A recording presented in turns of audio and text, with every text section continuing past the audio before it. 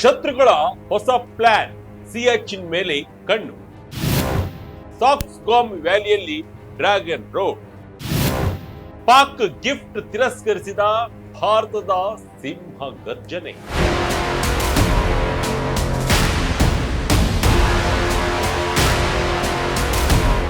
ವಿಜಯ ಕರ್ನಾಟಕ ವೀಕ್ಷಕರಿಗೆ ಸ್ವಾಗತ. ನಾನು ಶಂಕರ್ ನಾಯಕ್.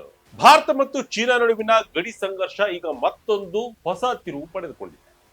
ಜಮ್ಮು ಮತ್ತು ಕಾಶ್ಮೀರದ ಅವಿಭಾಜ್ಯ ಅಂಗವಾಗಿರುವ ಸಾಕ್ಸ್ಗಾಮ್ ವ್ಯಾಲಿ ಅಥವಾ ಸಾಕ್ಸ್ಗಾಮ್ ಕಣಿವೆಯ ಮೇಲೆ ಚೀನಾ ಈಗ ತನ್ನ ಹಕ್ಕು ಪ್ರತಿಪಾದಿಸುತ್ತಿದೆ.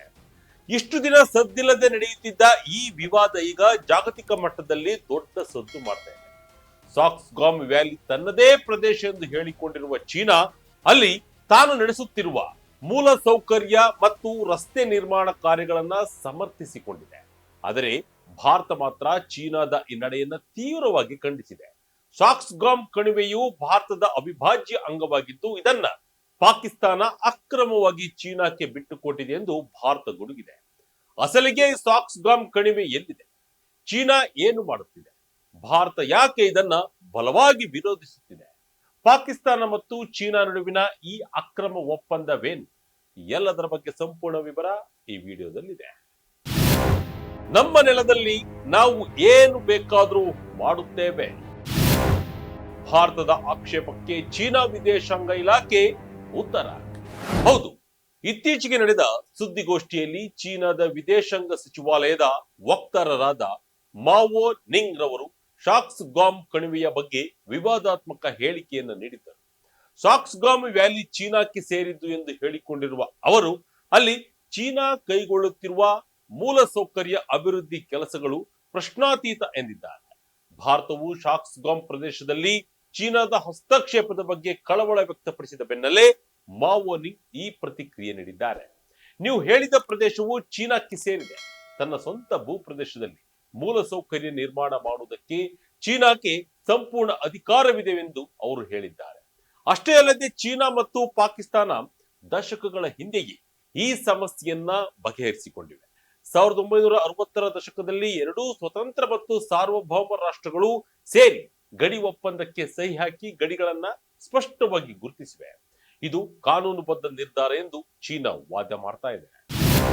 1963ರ ಪಾಕ್ ಚೀನಾ ಒಪ್ಪಂದ ಅಕ್ರಮ, ಅಮಾನ್ಯ. ಸಾಕ್ಸ್ಗಾಮ್ ಭಾರತದ ಅವಿಭಾಜ್ಯ ಅಂಗ ಎಂದ ಭಾರತ. ಚೀನಾದ ಈ ವಾದವನ್ನ ಭಾರತದ ವಿದೇಶಾಂಗ ಸಚಿವಾಲಯದ ವಕ್ತಾರ ರಣಧೀರ್ ಜೈಸ್ವಾಲ್ ರವರು ಖಡಕ್ ಆಗಿ ತಿರಸ್ಕರಿಸಿದ್ದಾರೆ.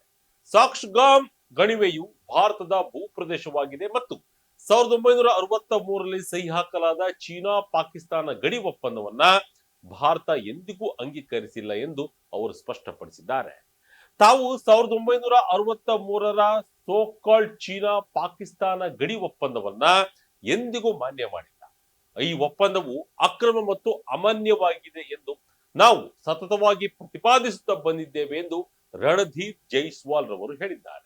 ಅಷ್ಟೇ ಅಲ್ಲದೆ ಪಾಕಿಸ್ತಾನದ ಆಕ್ರಮಿತ ಪ್ರದೇಶದ ಮೂಲಕ ಹಾದು ಹೋಗುವ ಚೀನಾ ಪಾಕಿಸ್ತಾನ ಆರ್ಥಿಕ ಕಾರಿಡಾರ್ ಅನ್ನು ಕೂಡ ಭಾರತ ಮಾನ್ಯ ಮಾಡುವುದಿಲ್ಲ ಎಂದು ಅವರು ತಿಳಿಸಿದ್ದಾರೆ.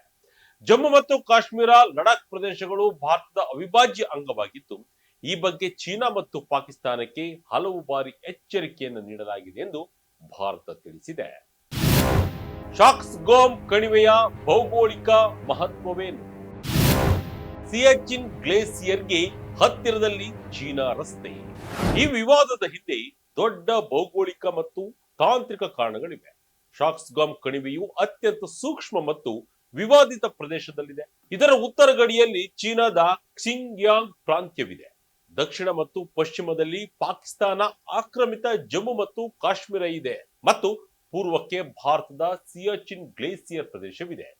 ಇತ್ತೀಚಿನ ವರದಿಗಳ ಪ್ರಕಾರ ಚೀನಾ ಈ ಕಣಿವೆಯಲ್ಲಿ ಸುಮಾರು 75 ಕಿಲೋಮೀಟರ್ ಉದ್ದದ ಸರ್ವಋತು ರಸ್ತೆಯನ್ನ ನಿರ್ಮಿಸಿದೆ. ಸುಮಾರು 10 ಮೀಟರ್ ಅಗಲದ ಈ ರಸ್ತೆಯು 4805 ಮೀಟರ್ ಎತ್ತರದ ಅಗಿಲ್ ಪಾಸ್ ಅನ್ನು ದಾಟುತ್ತದೆ. ಇದು ಚೀನಾದ ಹೆದ್ದಾರಿ G219 ನಿಂದ ಕವಲೊಡೆಯುತ್ತದೆ. ಇದು ಭಾರತದ ಸಿಯಾಚಿನ್ ಗ್ಲೇಸಿಯರ್ನ ಇಂದಿರಾ ಕೋಲ್ನಿಂದ ಕೇವಲ 50 ಕಿಲೋಮೀಟರ್ ದೂರದಲ್ಲಿದೆ. ಇದು ಭಾರತದ ಭದ್ರತೆಯ ದೃಷ್ಟಿಯಿಂದ ಅತ್ಯಂತ ಅಪಾಯಕಾರಿ ಬೆಳವಣಿಗೆಯಾಗಿದೆ. ಈ ರಸ್ತೆಯ ಮೂಲಕ ಚೀನಾ ಸಿಯಾಚಿನ್ ಪ್ರದೇಶದಲ್ಲಿ ಭಾರತೀಯ ಸೇನೆಯ ಮೇಲೆ ಕಣ್ಣಿಡಲು ಸುಲಭವಾಗುತ್ತದೆ. 1963ರ ಒಪ್ಪಂದದಲ್ಲಿರುವ ಆ ಒಂದು ಗುಟ್ಟೇನು? ಕಾಶ್ಮೀರ ವಿವಾದ ಮುಗಿಸುವವರೆಗೂ ಇದು ತಾತ್ಕಾಲಿಕ. ಆದರೆ ಚೀನಾ ಯಾವ 1963ರ ಒಪ್ಪಂದದ ಬಗ್ಗೆ ಮಾತನಾಡುತ್ತಿದೆಯೋ ಅದರಲ್ಲೇ ಭಾರತಕ್ಕೆ ಪೂರಕವಾದ ಒಂದು ಅಂಶವಿದೆ. ಈ ಒಪ್ಪಂದದ 6ನೇ ವಿಧಿಯ ಪ್ರಕಾರ ಈ ಗಡಿಯ ಗುರುತಿಸುವಿಕೆಯು ತಾತ್ಕಾಲಿಕವಾಗಿದೆ. ಭಾರತ ಮತ್ತು ಪಾಕಿಸ್ತಾನ ನಡುವಿನ ಕಾಶ್ಮೀರ ವಿವಾದ ಇತ್ಯರ್ಥವಾದ ನಂತರ ಸಾರ್ವಭೌಮ ಅಧಿಕಾರಿಗಳೊಂದಿಗೆ ಈ ಬಗ್ಗೆ ಪುನಃ ಮಾತುಕತೆ ನಡೆಸಬೇಕಾಗುತ್ತದೆ ಎಂದು ಅದರಲ್ಲಿ ಬರೆಯಲಾಗಿದೆ.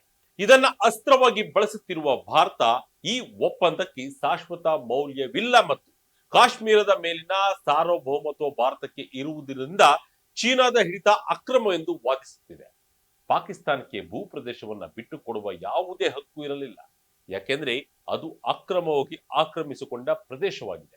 ಅಂತಾರಾಷ್ಟ್ರೀಯ ಕಾನೂನುಗಳ ಪ್ರಕಾರ ಕೂಡ ಇಂತಹ ಟ್ರಾನ್ಸ್ಫರ್ಗಳು ಅಮಾನ್ಯವಾಗುತ್ತವೆ ಎಂಬುದು ಭಾರತದ ಪ್ರಬಲ ವಾದವಾಗಿದೆ. ಸಲಾಮಿ ಸ್ಕೈಸಿಂಗ್ ಮೂಲಕ ಭಾರತದ ಸುತ್ತ ಮುಳ್ಳು. ಸಿಯಾಚಿನ್ನಲ್ಲಿ ಸೈನಿಕರಿಗೆ ಕಂಟಕವಾಗುತ್ತಾ ಚೀನಾದ ಈ ಮೂಲಸೌಕರ್ಯ ಅಭಿವೃದ್ಧಿಯನ್ನ ತಜ್ಞರು ಸಲಾಮಿ ಸೈಸ್ಲಿಂಗ್ ತಂತ್ರ ಎಂದು ಕರೆಯುತ್ತಿದ್ದಾರೆ. ಅಂದರೆ ಸ್ವಲ್ಪವೇ ಪ್ರದೇಶವನ್ನ ಅಕ್ರಮವಾಗಿ ಆಕ್ರಮಿಸಿಕೊಳ್ಳುತ್ತಾ ಹೋಗುವುದು.